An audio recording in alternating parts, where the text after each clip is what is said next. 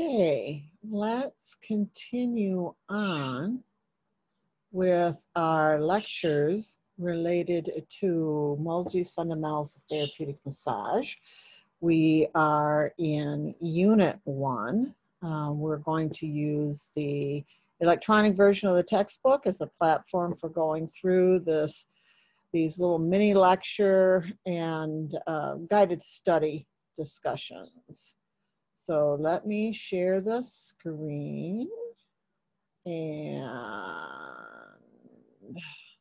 so, as typical, I have to fool around with getting it up. There we go. So, we are gonna click on the textbook. And so, beginning with the electronic version here, remember it's got all the read to features and highlighting features and all of that. You'll be able to follow along in a paper version of your book as well. So let's get up here and get to our table of contents. And we are in Unit 1. And now we're in Chapter 3. And go to Chapter 3. So this is a complex chapter, and you're going to have to read it multiple times. And it may make more sense to you at the end of your education than it does now at the very beginning. But it's good to have an idea of what you're thinking about with this from the very beginning. So this chapter tries to encompass the complicated career pathways in massage therapy.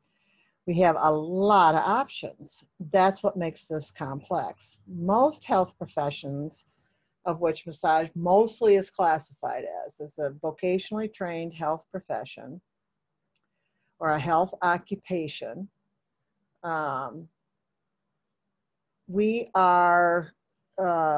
most go into a very linear job process. We don't. We can practice autonomously. We can set up our own little business. We can be part of a wellness sector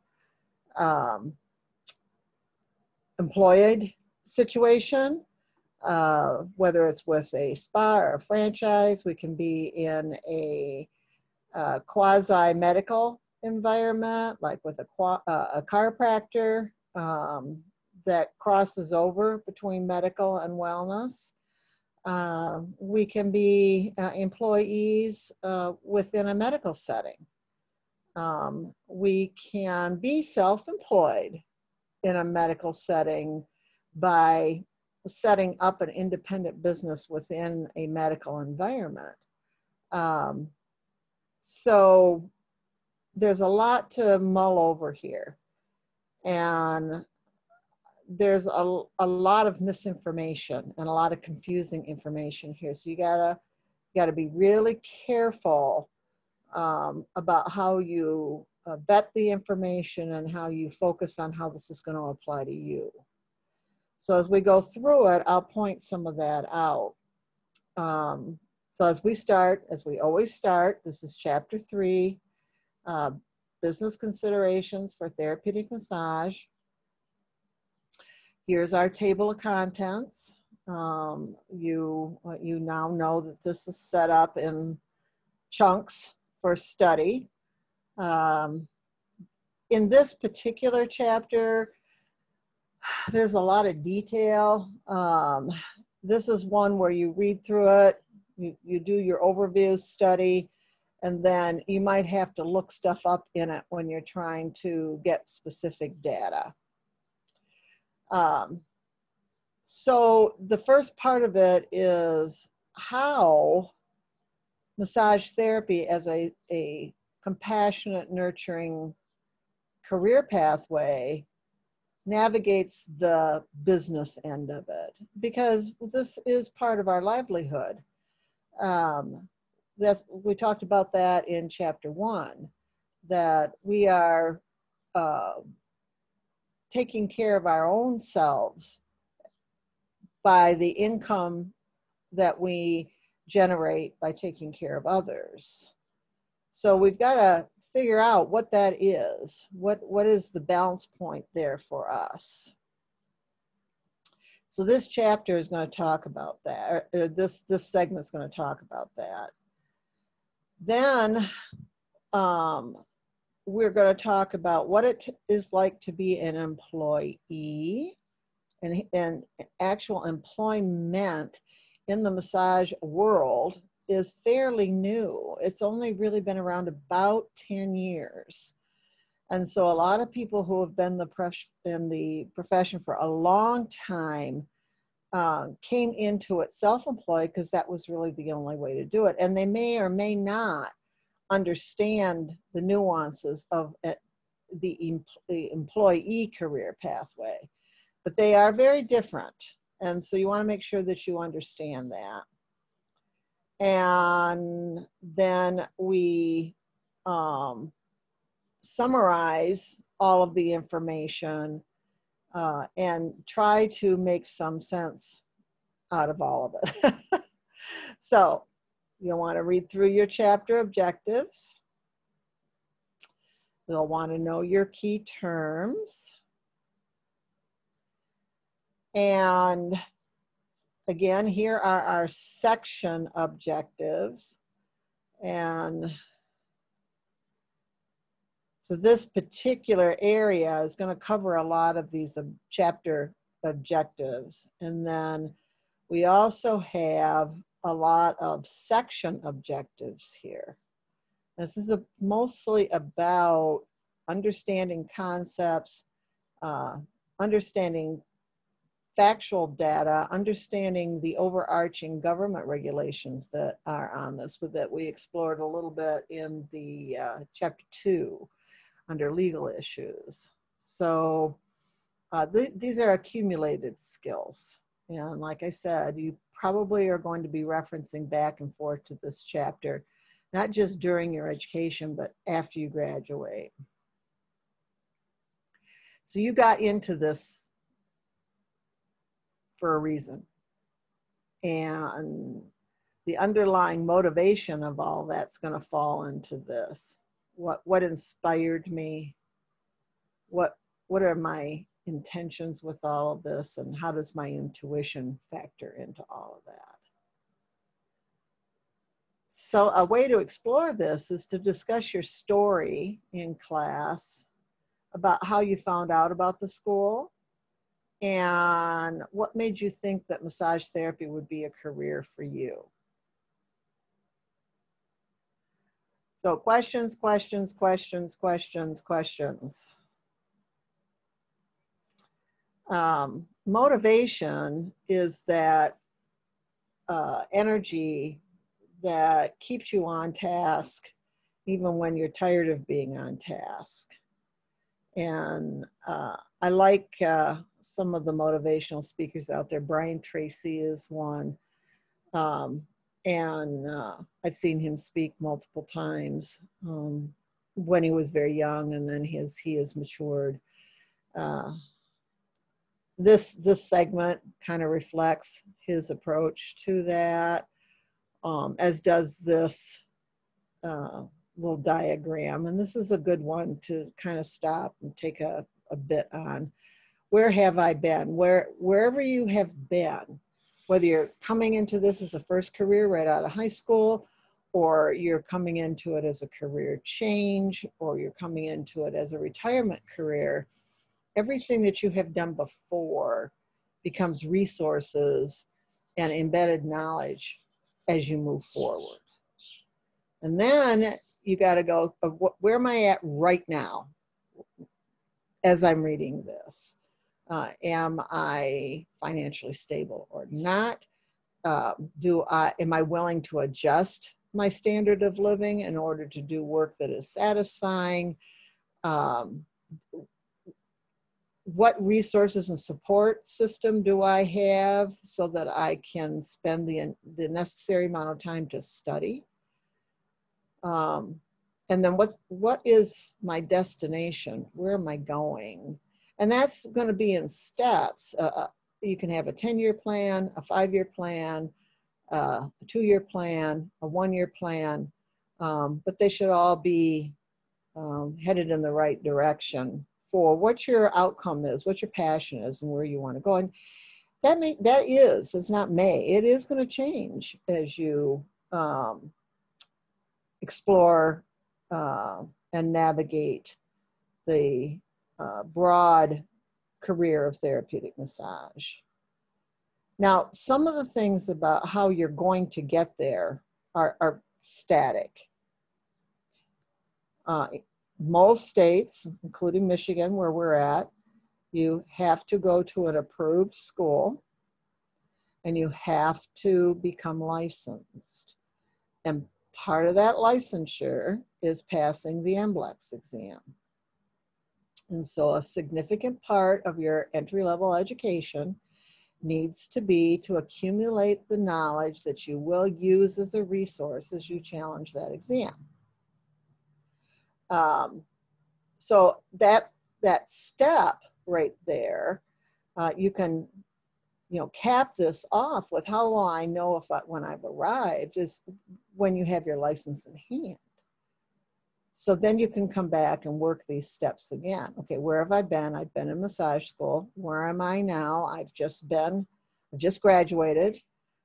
Where am I going? I'm looking for an employed position. I want to work with a chiropractor. I want to open my own home office. I want to do mobile massage. How am I going to get there? Do I have to write a resume? Do I have to put out job applications? Do I need to look for a place to rent? Do I need to get a different vehicle so I can move my equipment around? And then how will I know when I've arrived? And that will have many answers possibly. Maybe you have achieved the income that you want or are satisfied with at the very beginning. Maybe it will be when you get the position. So a lot of this first section can be summed up in these various steps. This is going to ask you to make a career mission statement. My background, my master's degree is in organizational leadership, along with a Bachelor of Science in Health Sciences. I made that bigger so that I can see it. And I went through a lot of classes, a lot of them about developing career pathways and mission statements and judging this and how to navigate change. And one of the things that's always really important is to have a mission statement. And right here is a couple examples of that. So you might want to take a moment and jot down what your mission statement might be. So Proficiency Exercise 3.1 gives you some guidance on how to do that. Part of all of this then, a plan to move forward, has to do with goal setting. And here is a system, SMART goals, and then really important risk, your tolerance to risk management, because life's risky and you're not going to get away with it. And you need to know where you're at in your ability to tolerate risk. There's more risk in opening your own business initially than there is in taking an employee position. So I oftentimes will suggest that right upon graduation, you look for an employed position, because inherent in that, you will have others, hopefully seasoned business people that are managing a lot of the risk, but you can't get away from the risk. So you also have to do, along with your goal setting, you have to do a risk assessment. And so here are some guidance on how you can do that. And you can just ponder this for a little bit. You also need to know how to find resources to help. You're not going to do this all by yourself. Even if you're self-employed. I mean, there could be somebody that helps you with your taxes, or an attorney that helps you through navigating some of the lease issues if you're going to lease a space. Having people that will provide supplemental income while you build a sustaining career. These are places where we need help. We all need help. So here's a box 3-1, gives you a model on how you might, uses our critical thinking model, how you might start out with comparing and contrasting two opportunities. And then once you read through this and kind of get an idea of what this is, then use it as a model to pretend and project forward, foresee an opportunity that you would like, and how you might use critical thinking in a problem-solving approach to achieve that. So value comes up when we talk about this. And value can be measured in money, but it's much bigger than that. And so it ties into status, and it ties into our own sense of self-esteem. And I think of teachers, for example. They have to invest at least a bachelor's degree in their education. Let's talk about a primary school teacher. And then usually they have to be in process of a master's degree. So they have invested a lot into their academic journey. In relationship to what the academic requirements are to be able to be a teacher, the income is low. And so they have to somehow find a point of peace within themselves to look at other types of value related to being a teacher, how they're going to influence individuals, how they can reach out and help others find things that they are going to be good at and guide them in that direction. Be aware of how you contribute. Each teacher, as a person goes through school, each teacher is another step. Maybe it's that you've got a different kind of a schedule that is enticing to you. All of those things become part of your value. So you're going to have to work that out for yourself. I get frustrated in the massage community that we talk about being paid what we're worth. And you know what? Especially in a service industry, if you're working from a point of compassion and nurturance, you're never going to get paid what you're worth. So if you're tying your value and your status to how much money you make, and that's important, you have to make money, but you're going to find yourself dissatisfied. So this gives you some criteria about how you can sort of figure that out for yourself. And then, massage therapy is based off of a vocational, not an academic degree education. And the income in that sector really varies. But we are absolutely on par with other health professions with similar education on where their pay scales run in. And we've got to know that if we're deciding whether the value we are going to get is going to make us be satisfied. And when you start, it's going to be different. When you're a novice, when you're just starting, your income potential will be different than after you've had 5 years of experience and maybe 10 years of experience and develop a specialization, additional credentials, etc.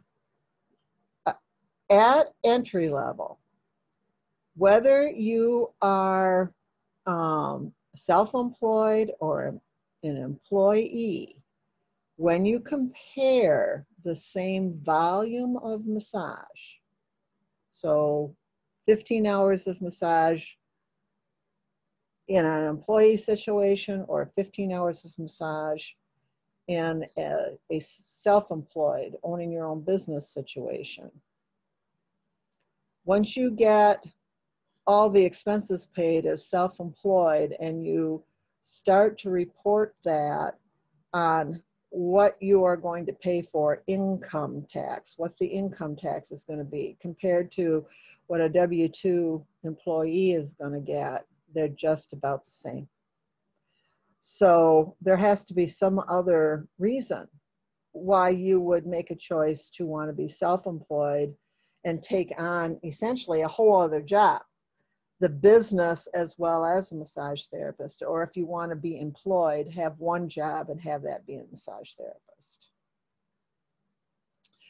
So there are a lot of examples here that you can work yourself through and verify the information that I just gave. There's also some about gratuities. You know what? It depends on the setting, and you're not less of a professional because you accept gratuities than if you work in a setting that doesn't lend itself to that, like a pain clinic. It is, for those in the service sector and in the wellness sector, it is another level of income potential. So here again in this box, trying to break this down, people tend to have a hard time with this. And then the other thing we have to grapple with is full-time versus part-time practice. Most massage therapists work doing massage specific part-time. We don't do 40 hours of massage in a 40-hour work week. Full-time is more like 25, maybe 30 hours of actual massage in a typical 40-hour work week. Most massage therapists work less than that by choice. This is one of the occupations that you can do that with. And if you are self-employed, you got two jobs now. You've got to be the massage therapist and you've got to be the business owner.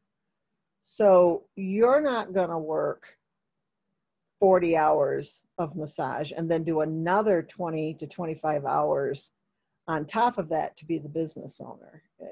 So you'll do 20 hours of massage and maybe 15 to 20 hours of being the business owner. And so you have to figure this out. You have to go, well, the average income for a massage therapist hovers in the mid-20s, but that's for part-time employment because that's what most massage therapists do. So this box is going to break that down and compare it to you. It's been my experience that you are going to have the most solid income with a retention client structure, which is the same clients over an extended period of time see you on a regular basis. This is going to be how massage is primarily practiced in the wellness well-being sector. And you can deal with chronic conditions and that sort of thing, but you're not in the acute care, the rehab sector necessarily, where there is an intention that people are going to move from an acute phase to a healed phase. So client retention is a really important part of that, and that's where all of the Chapter 2 content comes into play. If you don't have retention, when you get out into the business world and you don't have retention, you see them once and people don't rebook, then you got to take a look at yourself. What did I do that made it uncomfortable for this person to rebook? Now, you're not going to please everybody, but these are common things that are off-putting. So slow down, really spend some time looking at this focus on professionalism. And here are some other examples on how you can pull your client, retention client structure together. And even when you are employed, it is your job as an employee to support client retention and support the business. So an employer would not be doing their due diligence if they keep a massage therapist on staff that can't support retention. If people don't rebook with them, there's something wrong with that. So we also have to stop and think about the environment that I'm working in, whether you create it yourself as self-employed or your employer is creating it. How are we managing and navigating this client-centered framework? And this is where this kind of like a bill of rights comes in play for the clients. How is where you're practicing and how you think you want to practice going to pair up with this? There's some nuts and bolts in here, regardless if you're employed or self-employed. When are you the most, when are you the sharpest? Do you like to work a straight shift in a row, or do you want a break in between? Are you better in the morning or in the afternoon or in the evening? You know, it's going to make a difference on how productive you are and therefore how successful you are. This is going to then factor into scheduling appointments and what do you do with about the people that show up late, and what if they're on the wrong day, and what do you do with drop-ins and walk-ins, and what if they cancel or they don't show. And dovetailing means that we can put two people in the same slot. Cosmetologists can do that a little bit. That happens a lot in the medical establishment, medical businesses, but we can't do that. So it becomes has a lot of effect on our income if we have these no-shows. And so maybe you have to fire a client. Maybe this particular client isn't going to be worth it. And then how do we keep track of this? And most are using some sort of electronic software that's specific to this. That might be a fun thing to do, is to research that and look at the various platforms that are available. Some people that have a small self-employed practice will still use paper scheduling. And you do have to remind people, and you also have to have a good plan if something comes up for you about canceling clients. And this is where having, if you're employed, a receptionist or front desk staff is very helpful. And boy, people need to realize what a hard job that is. And the massage therapist should not make it harder. My family owns a franchise-based massage center. And I challenged myself to a year of working the reception. And I will always be very appreciative of people that are in that front desk position. And I have, in my own business, I don't have any patience with massage therapists that might look down on reception staff or cleaning staff. So, and that's what this box is. Appreciate front desk reception staff. Start there. Go get a job like that right now while you're in school. You will learn a ton. Now, we can't get away from documentation and records. The next chapter is going to go into that in more depth on how to do that. But we have to, that is part of the massage obligation, is that we keep track of this stuff. So don't fall behind in this. This is one of the main reasons that people have some real struggles in their business. And we also have to be really good at time management. Now, some people are not. You need to know that about yourself. Time is just very abstract concept. And the other thing, the people that are really on task with that, they have to know time is fluid. So, all right. And then here's a box that talks to you about what kind of records you need to have. This is what all massage therapists, regardless of how they're conducting or navigating their career, we all have to do this.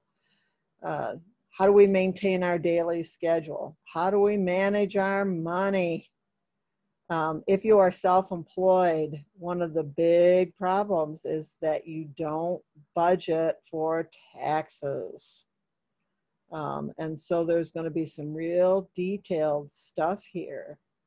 And you're going to have to figure out what is your baseline income, bottom line, and what do you aspire to?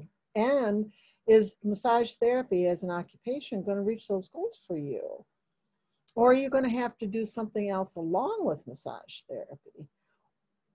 Or are you going to have massage therapy as a part-time career and another career that blends together to achieve this standard of living that you want? So don't skip over this. Read this very carefully and discuss this. Discuss this with the people around you. Your own personal support system. This is going to affect them. This example right here is going to give you some baseline numbers on that. And, you know, it's a little bit of an eye-opener when you look at that. And then I've mentioned this before, but you might want to get onto this living wage calculator through MIT. And that will also give you some figures and some data. So, in fact, that's the proficiency exercise. Now, insurance and third-party reimbursement income, this is always a dicey topic. If you are an employee in a medical setting where insurance can be billed, then insurance may cover. It's not your issue because you're going to be paid a salary. So whether it's a chiropractor or a medical doctor or a physical therapist or whatever, if you are in that medical setting as an employee, it's their responsibility to bill third-party insurance. There are a couple of states that allow direct billing by massage therapists. This is the exception, not the rule. And personally, unless you're going to be within that insurance environment, which is in the medical setting, you're probably better with a cash for services rendered business. And the links that we have here related to HIPAA, also how you are going to navigate that and what forms are used. This is going to be an investigation on your part on how you would need to comply with all these requirements. And the good thing is that if you have an employed position in a medical setting, they have to be in compliance with this, and you should have an orientation on how you have to write your charts and do your documentation and the chain of command and all that kind of stuff that you have to use. You'll also need other types of insurance. You need what's called malpractice insurance, and the professional organizations that are available, they will have access to that. And then you need insurance for equipment, and you need insurance for your facility. Now, a lot of people, massage therapy can be a really good home office occupation. However, your homeowner's insurance, unless you put a rider on it, will not cover that. So be careful with that. Talk to your own insurance agent. And then in this section, finally, we have to sort of talk about burnout. And you will burn out, because we all burn out. You're going to burn out in school. You're going to reach a point where I'm just tired of it. And so the three main reasons is that people in massage therapy, people don't learn efficient way of practicing massage. They don't follow solid ergonomics and biomechanics. And it's frustrating because we really have very, very limited quality information about what that is. I am very confident about that content in this textbook. But we are just now starting to investigate this. And then if you can't do enough massage, you are not going to make enough money. I don't care what situation you're in, employee or self-employed. And you're dealing with people. And that's where the service comes in. We're serving people. But that can be very stressful. And you have maybe 25 clients that week that you are navigating in an interpersonal way, as we discussed in chapter 2. But they only have one massage therapist, and so the demand can become overwhelming on your expertise and your time and your emotional capacity. So we got to figure out how we're going to build resilience in all this. How well do we bounce, and how well do we take care of ourselves? So at the end of this section, you're going to get questioned on, how do I decide? Do I want to be self-employed? Do I want to be an employee, or do I want to have a little of both? Or do I want to have a cross-trained practice where maybe I'm a massage therapist part-time and an esthetician another? As you read through and work through the hourly wage calculations and the base wage calculations here, that's going to help you kind of sort that out and help you maybe make a better informed decision about, upon graduation, how you're going to progress. And it's okay to change your mind and go a different direction in how you want to have your career unfold.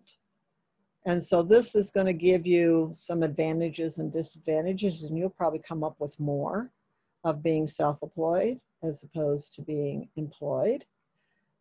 This is all going to base into a critical thinking model on pros and cons, and some guidance, a little bit of guidance on a combined career pathway. And I'm going to step back into ethics a little bit here. If you're going to have both, if you're going to proceed with both, you're going to become an employee and you're going to work for a business owner, an employer. And you're also going to develop a self-employed business. There is an inherent conflict in there. Be ethical and disclose this to your employer. Make sure that you are going to be an extraordinary employee when you are committed to that employer.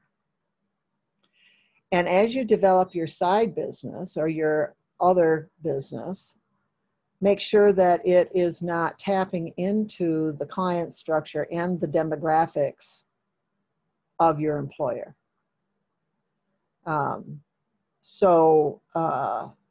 At our franchise, about half of our massage therapists also have a side business.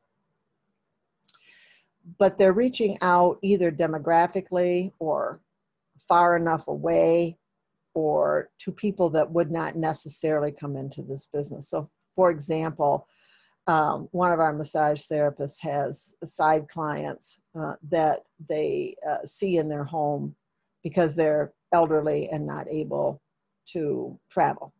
And we're just fine with that. In fact, when we get some inquiries as can we help somebody with this situation, we'll often do an internal referral on that. It gets a little bit more dicey if our massage therapist wants to have a side job or another job with a chiropractor that is competing with us for clients. We're usually pretty open to that because it is a little bit different demographic, but it does start to create a little tension in where are your loyalties and how are you going to behave ethically within both of those environments so that you're serving both. So here's some examples on that. And then I am going to finish this up with an ongoing problem that we have in the massage community having to do with an inappropriate classification as an independent contractor. You are either self-employed or you are an employee. There are very strict guidelines about that. Some business owners would like to have you classified as a contractor because that puts you in a self-employed category where they do not have to pay self-employment taxes, or the payroll taxes. They do not have to be in compliance with federal labor laws. They don't have to guarantee minimum wage, and on and on and on. But they treat you like an employee, and they can't do that. Either you're one or the other, and most of the time, what you would rather have is, let's say you want to work in conjunction with a gym where people work out. Instead of being a contractor for the gym, you might want to rent space there. Or you're an employee, and then they have to be in compliance with all the employer requirements. So it's not always to your advantage to be classified outside of an employee situation. In fact, often it's detrimental. So this goes through and explains this in depth for you so that you can make good decisions about how you are going to look at your options as a massage therapist and in massage therapy practice. So we're going to stop this here, and then part 2 of this will be an employee specific focus. We're going to talk about what it is to be an employee. All right, so I'm going to pause the recording or stop it, and we'll see you on the flip side of this.